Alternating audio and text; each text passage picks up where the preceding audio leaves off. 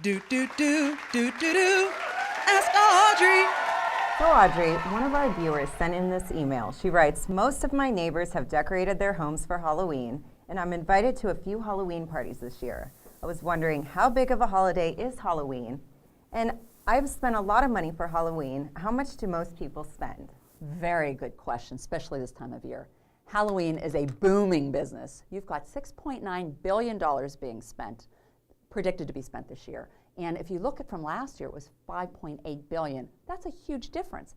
Halloween spending has doubled since 2005. That is incredible. And considering the really, really tough economy that we're having, I think that retailers are welcoming this, and it's really not a spooky holiday for them, but it's really, in a sense, a merry holiday.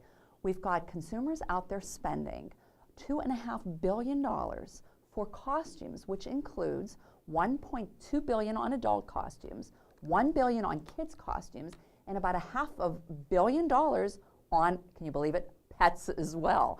And if you look at candy, about $2 billion is being spent on candy, and $1.88 billion is being spent on decorations.